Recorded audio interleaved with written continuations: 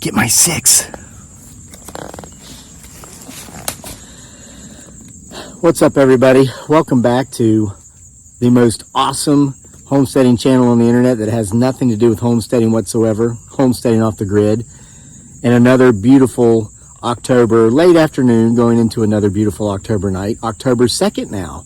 And we're doing every night readings, scary, spooky stories from either one of the two October nights or October nights 2, 31 Tales for the Halloween season, or our True Haunting series, which now has 4 volumes. All of these books, by the way, are available in print and or Kindle on Amazon, or you can get autographed print copies from our Etsy store.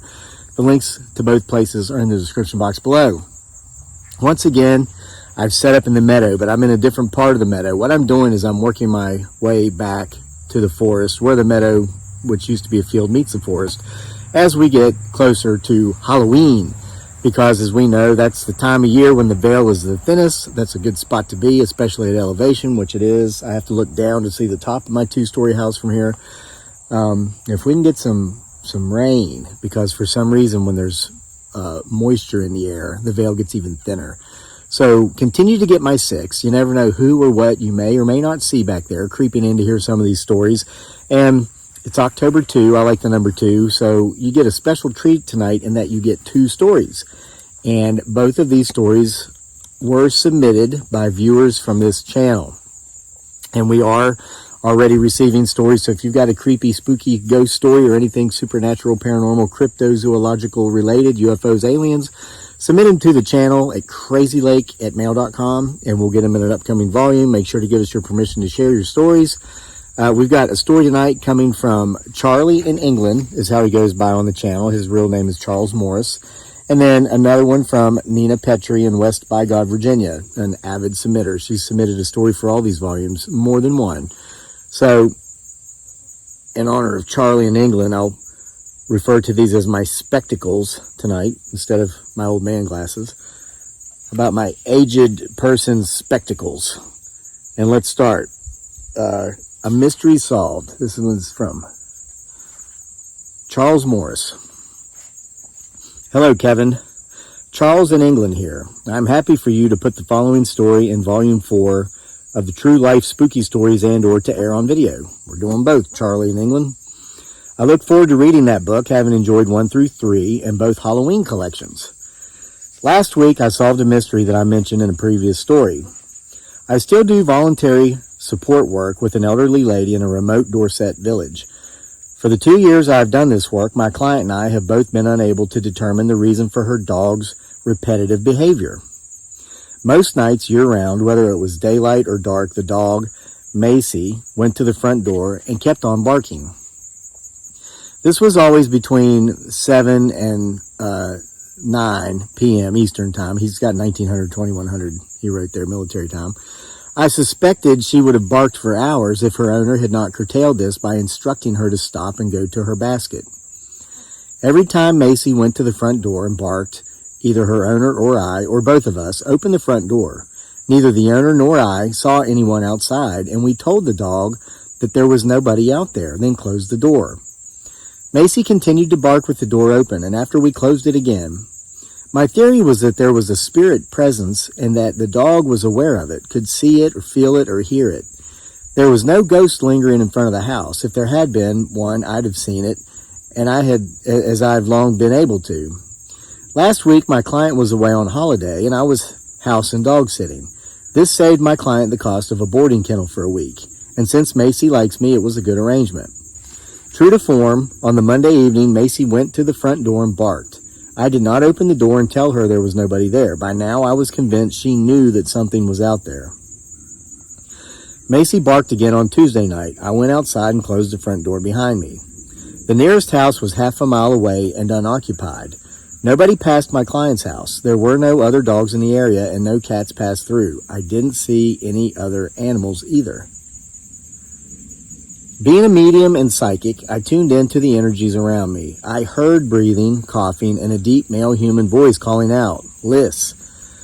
I felt the presence of a man who had been ill and yet indomitable. He had struggled on despite health issues and had lived longer than anyone had expected at that point when he died. And I smelled pipe smoke, a brand which I recognized from my late father's pipe smoking. St. Bruno Flake, creamy, semi-sweet vanilla with a citrus bite. I followed this agreeable aroma. It led me to the unoccupied house. The name on the gate was Hill Cottage. I tuned in again, and there I was aware that the pipe smoker was present. I offered help. "What's up? I'm a medium. Can I help you?" The spirit connected, and his voice reached me. "I'm Edward. I live in Hill Cottage. I lost my collie, Alice. I call her Liz. I keep looking for her, and I haven't found her." Now I knew what to look for. I linked the spirit and called in Alice and Liz. No response. So I assumed that the collie was still alive and living elsewhere. I reconnected with Edward. "I haven't found Alice either. You died, Edward. That's what separated you and Alice. And Hill Cottage is unoccupied, empty." I explained that because he couldn't bear to leave his dog when he died, he had stuck himself here rather than passing to the spirit realm. I also added that he wouldn't find Alice here because she was likely still alive, whereas he wasn't. When I asked if Edward wanted to pass to spirit, he said yes. I could now feel his desire to go there. I told him to let go of ties to earth and focus on being home. Within a minute, I could no longer detect the spirit's energy in the bardo, or astral plane, where earthbound spirits, which are unable to pass, linger. I linked to spirit and called in Edward. He confirmed that he was home and thanked me. Back at my client's house, Macy looked at me with her head on one side, her eyes glowing warm and her ears pricked. I knew that she now knew that Edward was gone. She barked once, held up a paw, and I grasped it. Perhaps she was an unwitting messenger all along, eventually alerting me to Edward's plight. I smoothed her dark hair. "You're a clever girl, Macy. Fancy a bonio?" She charged to the kitchen for her bone-shaped biscuit. Macy didn't bark at night again last week, over the weekend, nor this week so far. Wednesday as I write. And I don't expect her to. The end. Wow. Gives me chills. What a wonderful story, Charlie. Thanks for your submission. You know, we've had several videos on this channel over the years where I've asked, is it possible that animals can see and sense so many things that we can't?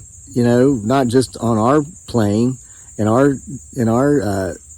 dimension or universe or whatever, but can they see and sense and communicate even with things on the other side? I think Charlie's story right here kind of would answer that question as affirmative. So remember, guys, if you got a story, submit it. crazylake@mail.com. It'd be great if we got enough of these stories together to issue volume 5 by Christmas, wouldn't it? Yeah, that'd be great. All right, now let's move on to the second story for this evening, since they're a little shorter than the one last night. Again, it's from Nina Petrie over in West by God, Virginia. That's a West Virginia thing. I've had people ask me where I grew up, and I'd say West by God, Virginia. The reason folks from West Virginia say it is because there's so many people that when you say West Virginia, they think you're saying Western Virginia or the western part of Virginia. It's like, no, it actually is its own state. But it's crazy. I meet people in Charlottesville all the time from New York. They say, "So where'd you grow up?" Because nobody's from here. Very few people who live here are actually from here. And I'll say, "I grew up in West by God, Virginia." They go, "Well, I've never heard of that." And I'll say, "Oh, well, it's in Appalachia." "What part?" And I'll say, West Virginia. And they go, "Oh." Well, they're confused. So, and it's nothing against them, and they're not dim. It's just it's a cultural thing, okay? All right. Where was I? Now that we've got that little cultural history out of the way. Here it is. Vacationing in a haunted house. Hi, Kevin. I'm glad to see you doing more videos on YouTube, and I'm looking forward to the October Halloween stories. It just makes the holiday. Here's a story you may use any way you like. Keep on keeping on. When I was a child, before my youngest brother was born, my parents loaded up the 4 of us kids and themselves in our car and drove to a haunted house for summer vacation and Christmas. Later on, it was the 5 of us kids. I don't know if my parents believed the place was haunted, but my aunt, whose home it was, knew that it truly was haunted. She just took it matter-of-factly. She told us about legs in the hall, no body, just legs walking from the bath toward her bedroom. She told us how her rings, which she would place on top of her dresser before going to bed, would at times disappear to reappear days later in the same spot she left them. She was the only one that went in that room, so she knew her kids were not moving her rings around. At my aunt's home, I loved to spend time with their beautiful black and white collie. He was a big dog, a strong dog named Mac. He was a dog that guarded all us kids, myself, my siblings, and my cousins, of course. He was amazing. He seemed fearless. He was just a great dog. Where my immediate family slept, all of us, was in a finished room that carpeted steps led to in the basement. There were no windows, but it was a pretty room, knotty pine paneling, plush carpet, a sofa that pulled out into a large bed that my parents shared. We kids slept on rollaway beds pulled on into the room. There was a small door under the stairs closing off a closet where my aunt kept board games and card games for the kids. When we weren't using it as a bedroom, the finished room was my cousin's playroom. I wish my parents would have made other arrangements for sleeping. I hated going into the basement. I wasn't the only one. Mac would not come down the stairs. He gave the place a wide berth. Smart dog. The finished room in the basement was only a fourth of what I thought of as a cavernous, subterranean part of the house. The total basement was huge, the remaining 3/4 unfinished, having a concrete floor and block walls. The entryway to the unfinished part was just past the little door of the games closet. Creepy, creepy, creepy was the vibe I got from all the basement, finished or not. There was a simple shower around the corner in that unfinished part where it couldn't be seen. I always took the rollaway nearest to my parents. It was located near the base of the staircase because it felt a bit safer than the rest of the room. Unfortunately, that put it into a straight line with the entry to the unfinished room. I tried not to look to that doorway, which had no actual door, as it felt more like a portal into the truly scary. I tried, but I was not successful. For, like at home, my eyes were drawn to that dark opening, me being beckoned to do that as the Hat Man, see a previous story that was submitted for more on that entity, physically called to me. I remember that story. I can't remember which volume it was, the previous volume. He was a creepy entity. The fear eater couldn't just torture me at home. He was in my aunt's house as well. Even crazier than that was in the middle of the night, ominously around 3 a.m., the simple shower would turn on by itself, the water spraying for a few minutes before turning off again. I never had the nerve to go see if the floor of the shower was actually wet.